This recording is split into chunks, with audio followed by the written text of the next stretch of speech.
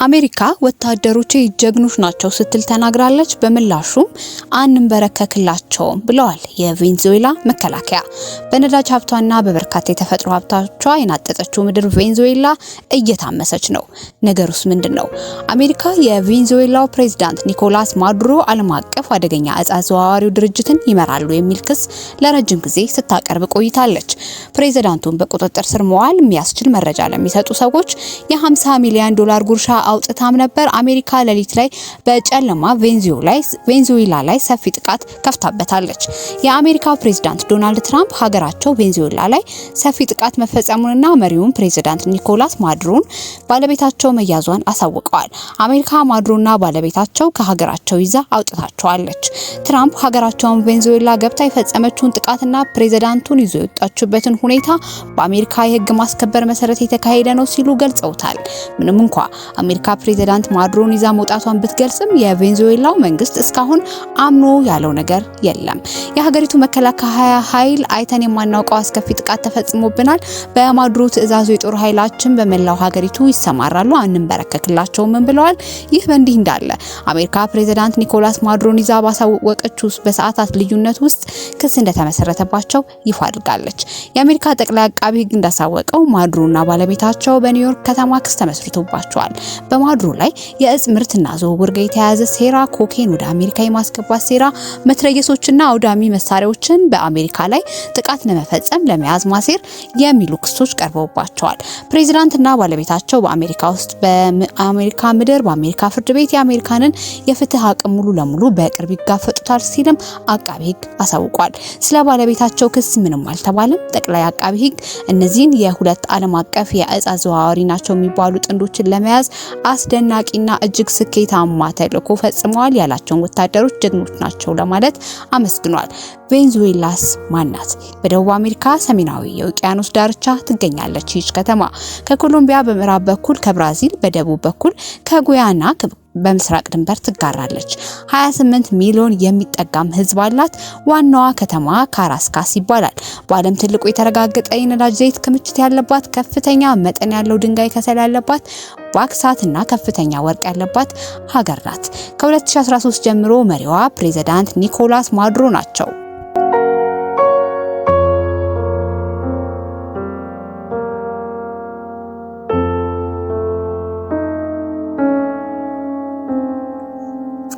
ፍጥነቱን ብታዩት ኖሮ አስደናቂ ነበር ይላሉ ማዱሮ የተያዙበትን ዶናልድ ትራምፕ ሲናገሩ። አሜሪካ ሌሊቱን ሉዓላዊ ሀገር ወደ ሆነችው ቬንዙዌላ ገብታ ከፍተኛ ጥቃት ፈጽማ የሀገሪቱን ፕሬዝዳንት ኒኮላስ ማዱሮንና ባለቤታቸውን ይዛ ከሀገሪቱ ወጥታለች። አሁን ላይ ማዱሮና ባለቤታቸው ህግ ፊት ሊቀርቡ በአሜሪካ መርከብ ወደ ኒውዮርክ እየተወሰዱ ነው ተብሏል። ፕሬዝዳንት ዶናልድ ትራምፕ ለፎከስ ኒውስ በሰጡት ቃል የሌሊቱ የፕሬዝዳንት ኒኮላስ ማዱሮ መያዝ ልክ እንደ ቴሌቪዥን ሾው ነበር ያየሁት ብለዋል። ፍጥነቱን ብታዩት ኖሮ አስደናቂ ነበር ሲሉ ገልጸዋል። ዶናልድ ትራምፕ ቡድናቸው እጅግ አስደናቂ ስራ እንደሰራ አወድሰው ከአሜሪካ ውጪ እንዲህ አይነት ኦፕሬሽን ተግባር መፈጸም የሚችል ሌላ ሀገር ምድር ላይ የለም ብለዋል። የአሜሪካው ፕሬዝዳንት ዶናልድ ትራምፕ ዋሽንግተን ቬንዙዌላ ላይ ሰፊ ጥቃት መፈጸሟንና መሪውን ፕሬዝዳንት ኒኮላስ ማዱሮንና ባለቤታቸውን መያዟን አስታወቁ። ትራምፕ በትሩዝ ማህበራዊ ትስስር ገጻቸው ዩናይትድ ስቴትስ ውጤታማ የሆነ ሰፊ ጥቃት በቬንዙዌላና በመሪዋ ላይ ፈጽማለች፣ ፕሬዝዳንት ኒኮላስ ማዱሮ ከባለቤታቸው ጋር ተያይዘው ከአገሬ ውጪ እንዲወጡ ተደርጓል ብለዋል። በአሜሪካ የቢቢሲ አጋር የሆነው ሲቢኤስ የአሜሪካ ጸረ ሽብር ጦር ፕሬዝዳንቱንና ባለቤታቸውን በቁጥጥር ስር መዋሉንም ዘግቧል። ትራምፕ በማህበራዊ ድረገጻቸው ላይ ተልዕኮ በአሜሪካ የህግ ማስከበር መሰረት ተካሂዷል፣ ዝርዝሮች መውጣታቸውን ይቀጥሉ በማለት በመኖሪያ ቤታቸው መግለጫ እንደሚሰጡ ጠቁመዋል። የቬንዙዌላ መንግስት እስካሁን የፕሬዝዳንቱን መያዝ በሚመለከት ማረጋገጫ አልሰጠም።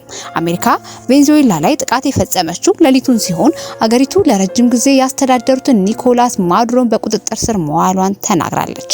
አሜሪካ ላለፉት ጥቂት ወራት የቬንዙዌላ ፕሬዝዳንት በአደንዛዥ እጽ ዝውውርና ህገወጥ በሆነ መልኩ ስልጣን በመያዝ ስትከስ ነበር።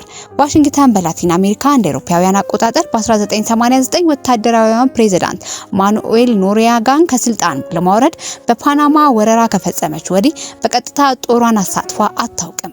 ቅዳሜ ጠዋት ከቬንዙዌላ ዋና ከተማ ጭስ ሲወጣ ከታየ በኋላ የአሜሪካ ባለስልጣናት በከተማዋ በሚገኙ ወታደራዊ ሰፈሮች ላይ ጥቃት እንዲሰነዘር ትዕዛዝ እንደተሰጠ አረጋግጠዋል። የቬንዙዌላ መንግስት ብሔራዊ የአስቸኳይ ጊዜ አዋጅም አውጇል።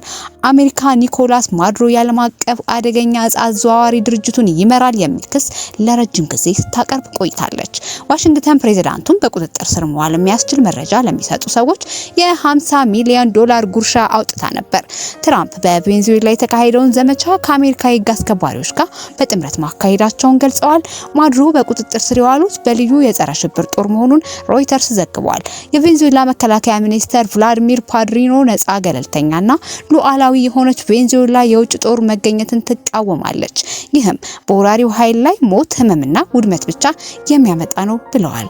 ዛሬ ክንዳችንን አናፈርጥም፣ አንድ እንሁን፣ በህዝባችን አንድነት ውስጥ ለመታገልና ለማሸነፍ ጥንካሬ እናገኛለንም ብለዋል። የቬንዙዌላ መከላከያ ሚኒስተር በመላ ሀገሪቱ የጦር ኃይሉ እንደሚሰማራ አስታውቀዋል። ቭላድሚር ፓድሪኖ ሉቬዝ በቪዲዮ ባስተላለፉት መልእክት ቬንዙዌላ አይታ የማታውቀውን አስከፊ ጥቃት ተከትሎ በማዱሮ ትዕዛዝ የጦር ኃይሉ በመላ አገሪቱ ይሰማራልም ብለዋል። አጥቅተውናል፣ ነገር ግን እንድንበረከክ ግን አያደርጉንም ሲሉ የመከላከያ ሚኒስትሩ ጨምረውም ተናግረዋል። የአሜሪካ ምክትል የውጭ ጉዳይ ሚኒስተር ክሪስቶፈር ላንዳው ትራምፕ የቬንዙዌላው ፕሬዝዳንት በቁጥጥር ስር ውለው ካሉ በኋላ ማዱሮ በመጨረሻም ለፈጸሙት ወንጀሎች ፍትህ ይጠብቃቸዋልም ብለዋል። ትራምፕ ማዱሮና ባለቤታቸው በቁጥጥር ስር ውለው ከአገር እንደወጡ ቀደም ብለው አስታውቀዋል። ይህ የፕሬዝዳንቱ ንግግር በብሔራዊ ሉዓላዊነትና በዓለም አቀፍ ሕጎች ላይ ጥያቄዎችን አስነስቷል። የአሜሪካው ፕሬዝዳንት ዶናልድ ትራምፕ ባለፈው ዓመት ምርጫ በማጭበርበር ወደ ስልጣን ተመለሱ የሚል ክስ የቀረበባቸው የማዱሮ የረጅም ጊዜ ተቺ ናቸው። የምርጫ ውጤት በዓለም አቀፍ ማህበረሰብ በሰፊው ተቀባይነት አላገኘም። የአሜሪካ ጠቅላይ አቃቢ ሕግ ፓም ቦንዲ ዋሽንግተን ከዚህ ቀደም ያወጣቸውን የ25 ሚሊዮን ዶላር ሽልማት በእጥፍ ማሳደጓን በማሳወቅ ማዱሮ በዕፅ ማዘዋወር ተልዕኮች ቀጥታ ተሳትፎ አላቸውም ብለዋል። የቬንዙዌላ የውጭ ጉዳይ ሚኒስተር ኢቫንጊል አዲሱን ሽልማት አሳዛኝ ያሉ ሲሆን እርምጃውን የፖለቲካ ፕሮፓጋንዳም ሲሉ ስም ሰጥተውታል። የተባበሩት ሶሻሊስት ፓርቲ መሪ የሆኑት ማዱሮ የስልጣን መንበሩን እንደ አውሮፓውያን አቆጣጠር በ2013 ከሂጎ ቻቬዝ የተረከቡ ሲሆን ተቃዋሚ ቡድኖችን በማፈን በማሳደድና ሁከት በመፍጠር በተደጋጋሚ ክስ ይቀርብባቸዋል። ታዲያ በመጨረሻም አሜሪካ እኔ አስተዳድራለሁ ስትል ተናግራለች። የአሜሪካው ፕሬዝዳንት ዶናልድ ትራምፕ በቬንዙዌላ ደህንነቱ የተጠበቀ አስተማማኝ ሽግግር እስኪደረግ ድረስ ቬንዙዌላን አሜሪካ እንደምታስተዳድር አሳውቀዋል። ትራምፕ ደህንነቱ የተጠበቀ ትክክለኛና ፍትሃዊ ሽግግር ማድረግ እስክንችል ድረስ ቬንዙዌላን አሜሪካ ታስተዳድራለች ብለዋል። ፕሬዝዳንቱ አሜሪካ በወደፊት የቬንዙዌላ እጣ ፈንታ ላይ በነዳጅ ኢንዱስትሪዋ ጨምሮ ከፍተኛ ተሳትፎ እንደሚኖራትም አሳውቀዋል። በርካቶች ከዚህ በኋላ አሜሪካ የቬንዙዌላን ኢኮኖሚ ወይም ነዳጇን፣ ወርቋን ጨምሮ ፖለቲካውን፣ የመንግስት ውሳኔዎችን ትቆጣጠራለች የሚል ሐሳብ ሰንዝረዋል።